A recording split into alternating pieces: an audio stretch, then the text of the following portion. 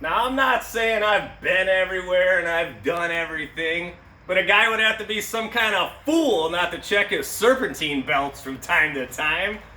You know what I'm talking about? I mean, hey, we were about to take a trip the other day. I popped the hood just out of gut feeling. I'm like, I gotta inspect this engine, and I noticed the alternator belt. She's brittle, man. She's looking disgusting, and I'm like, hey, we ain't taking this vehicle. I don't trust this thing. It's too far of a drive, and I don't wanna have her just snap on us. You know what I'm saying? So we're talking about Suzuki Grand Vitara with the 2.5 V6 engine, or even the 2.7 XL7 engine. So we're going to be showing you, here's the old belts. Let's just show them to you. I mean, these things are, this is what caught my eye right off the bat, just this shredding going on. I saw that, I'm like, whoo-wee, that's filthy. And of course, on the other side, you can see all the cracking, just old as hell. This other guy here, she's toothless and ruthless. We got a couple missing spots here. I mean, the days were numbered. We were going to be stranded at some point with this. So thankfully I checked them. And then for the guys that buy car parts, of course you want to buy your replacements. And we've all been there where you buy it, you're halfway through your project and you're like, that son of a bitch sold me the wrong parts. You know what I'm saying? So I got the wrong stuff. I got to go back there, just give them a piece of my mind, come back with the right stuff. You don't want to do that. So buy your parts or take them in there with you and measure them up, stretch them out, make sure you got the right parts with the right amount of ribs in there and everything matches up before you get too into it and you get all pissed off. So we are going to show you a few tips and tricks to make this job easier, because there is not a lot of room on this engine. This is where having real skinny fingers and forearms and getting all just, like a serpentine belt, like a snake, just getting all snaky in there like the cobra. You know what I'm talking about? You strike first, you strike hard. No mercy, sir. All right, bring that camera around. So first things first, like I said, there's not a lot of room, so you got to free up as much room as you can. Now, by removing these parts, I was able to get it done. Guys with bigger hands and fingers, you might need to remove more stuff, but there's two 10-millimeter bolts on this power steering reservoir. I just removed the one, but there's going to be two there. Get your 10-millimeter and loosen them up. Now we got play here. So now I have a bungee cord, which I am going to bungee cord this up and out of the way, because we need every inch we can possibly get. So I'm bungeeing it out of the way so that we don't got to worry about it coming back and messing with us. So now now I can get my hand in here. See this? And get my forearm. I mean, I'm gonna have cuts and bruises once the day's over, but the job's gonna be done. So now I got my arm in there. We're gonna have our camera woman flip-flop so we can show you the idler pulley. You have to replace this belt first, the power steering belt, air conditioning belt, because you cannot take the alternator belt off without this one being off first. So this is where you gotta start. So this is the idler pulley. The belt's already off. You can see the idler pulley spinning. This pulley moves, which gives you tension. I'll show you how to apply tension to it later, but these are the two 12-millimeter bolts that you need to loosen. So I'm gonna show you the technique I use to loosen them in just a minute. We'll be right back. Okay, folks, now we have our 12-millimeter box wrench on one of the 12-millimeter bolts. Now from here, you got no room with these arms to break it free, so you're probably not going to be able to break it free. So now here's a trick with backing up the camera. Now what I'm doing is I got my box wrench, and I've got about a 2.5-foot piece of pipe that the box wrench slides into. You see what I'm talking about? We're getting leverage on this thing. We're snapping stuff off. So what I'm going to do is I'm going to get that on that bolt in the right position, because you only got like 2 inches, and I'm going to fish down the pipe over that wrench. Now I got all kinds of leverage, and I'm up here and I'm just, and you break her free. You're only going to have a tiny little bit, and then you can back it off, break it free again, and then by that time, then you can just get this back in there with your hand and work it till you're finger tight. And you're only loosening it up maybe like 2 turns. You're not taking the bolts out. Don't take the bolts out, because you're not taking the pulley off, just enough so it can rotate. And you'll see right away, once you get the second one loose, the tension of the belt's gonna relax, and you're gonna be like, ooh, okay, I got it.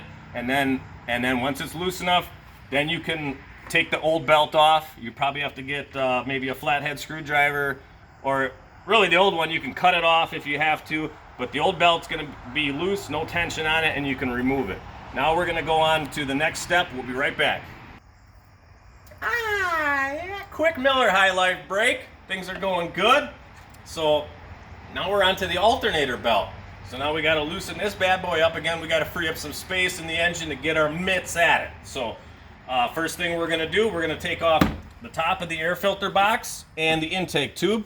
So we're going to take a flathead screwdriver, loosen up the hose clamp. She's loose. Now we're going to pop off our 4 metal clamps holding on the top of the airbox lid. We've got those off.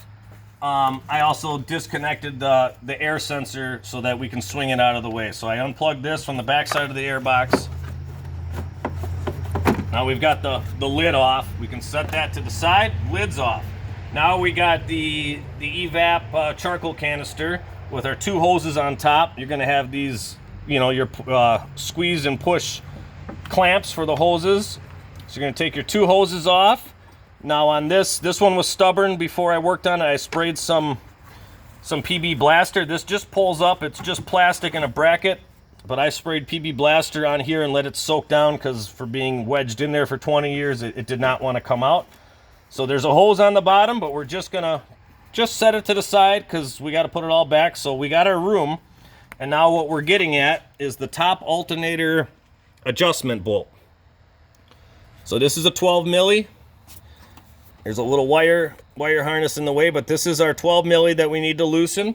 So we're gonna get a ratchet with the 12 millimeter socket on it. Nice long ratchet. We got quite a bit of room here to work with it. So now we've got our ratchet on our 12 milli. So this, we're just gonna break her free. Again, loosen it up a few turns. You don't wanna remove this bolt, just enough to where we can get this is the adjustment. So I'm gonna show you a trick to adjust this. The bottom bolt on this is a Torx bolt. Very, very bad design. Whoever designed that, you'd like to meet them in a dark alley and kick them right in the nads, because it sucks if you've ever tried to remove the alternator. So we're not gonna mess with any of the bottom bolts. That's what's cool about this. We just got this top one. Now I'm gonna come back with with a little trickery. So we'll be right back. All right. This is where things get interesting, my friends. So you may be saying, why the hell has this guy got this big old bow staff? Well, this ain't no bow staff. It's a 5-foot piece of 1-inch pipe. Now, you may not have this, but you got to have this type of stuff laying around your shop. I mean, otherwise, what do you got? You know, your garage, your shop, your basement. You got to have chunks of pipe, rod, anything. You see this stuff laying on the side of the road, you got to pick it up, because you're going to need it at some point if you're going to be working on cars or who knows what. So this is about a 5-foot section of 1-inch pipe. Now, what I'm going to do is I'm going to jam it in there, and I am going to just crank the alternator towards the engine. Now that's going to give me the slack I need to slide off the old belt and then slide the new one on. So I'm going to show you where I'm sticking this big old nasty hunk of steel. So bring that camera in here. There's this is a 4-wheel drive unit, so I'm sticking it down here next to the pumpkin of the front differential. I'm jamming it in there, and now hear that noise? That's hitting the side of the alternator. You don't want to damage the wires, but it's touching the wires, but it's not damaging it. So now I'm going to push forward. Did you see it move just a little bit? So now we got it moved a little bit, but now we've reached the maximum we can with this pipe. So what I'm going to do is I'm going to add this. Anything you've got, a block of wood would work here, but I have this little piece of metal. Now I'm going to put this piece of metal in between the pipe and the alternator, and then what that's going to do is now I can get, you see the extra room? You see that action? Now I got a little extra swing going towards the engine, and that's all the swing that we need. So now we're all done with this. Now we're gonna Now we're going to install our new belt. It's going to be a very tight fit in between the pulley. I also like to clean these pulleys with some brake cleaner, maybe some sandpaper if there's any rough edges on the sides here. This one is a little rough from rust, so I'm going to clean that up, and then hit it with some carb cleaner or brake cleaner just to clean out the grooves so the new rubber has a nice bite. And it's going to be a tight fit, but you're going to slide your new belt in, and then in the next step I'm going to show you how to retension this. So we'll be right back. You may be asking yourself, well, what the hell is he holding now? You know, well, now this is the tensioner adjustment tool that I came up with because, like I said, you got to have stuff laying around. So this is a 1/2 inch, you know, just a stock, just a rod stock, just a big old nasty chunk of steel. I even got a nice handle because I use it so much for just random stuff around the shop. So this bad boy here is going to help me. Now I'm going to be prying off the engine block on the alternator, putting pressure back. So now I got my belt installed, per se, not on the video, but you'll see I'm going to put the belt installed. Now I'm going to be prying back to put tension on that, on the belt, and then I'm going to have my ratchet on that 12 millimeter. Boom, lock her in. Tension's in there. So now I'm going to show you where I'm putting this puppy so that you know what you're doing. Again, you can use a regular pry bar from Harbor Freight or whatever, but the longer it is, the more leverage you're going to have. So I'm going in between these two brackets, right in that slot, and I'm pushing on the alternator and off the engine block. So you can see it move there. See that movement? Boom. So your belt's going to be on there. I don't have it on in the video, but the belt's going to be on. And now you're going to be feeling tension. You're going to be holding on this rod, pushing towards the engine. Put your ratchet on here, ratchet it tight. And now this bolt is going to hold the tension, and that's all you need to do. So now you can back up. Now your alternator belt is going to be installed. It's going to be tight, not too tight. You don't want to go balls crazy on this thing, you know. Just the right amount of tension. Later on, you can adjust it if it's too loose and it's squealing. You can always readjust. So, but just don't go balls nuts tight. So now you can install your power steering belt, air conditioner belt, the same belt. But I'm going to show you where the adjustment is on that. You're going to need a 10 millimeter Allen head.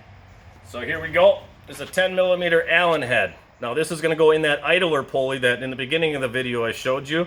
We're going to put that on there, and we're going to turn that, and that's going to do what we were just doing on this other belt, adding the tension to the belt. So we'll be right back showing you that. Okay, now we're back to the idler pulley where we started the video. I've got the 10 milli Allen head that I showed you. Now in between these two 12 millimeter bolts that we loosened earlier, you're gonna get her locked in there. You see that? Get a good bite. That's going to adjust the tension on it. You're going to have your belt installed at this moment in time. Now, if this is short enough and you get a ratchet on it, that's cool. I've got a 10 millimeter open end wrench. So what you can see here is by turning this is putting tension on the idler pulley. So same thing as we did before. You're going to turn it to where you have tension, and then you're going to lock down your two 12 millimeters so that the tension stays in place. And now your second belt is installed. It's tight. You're all good. You're going to reassemble everything. So we'll be right back to finish this video up.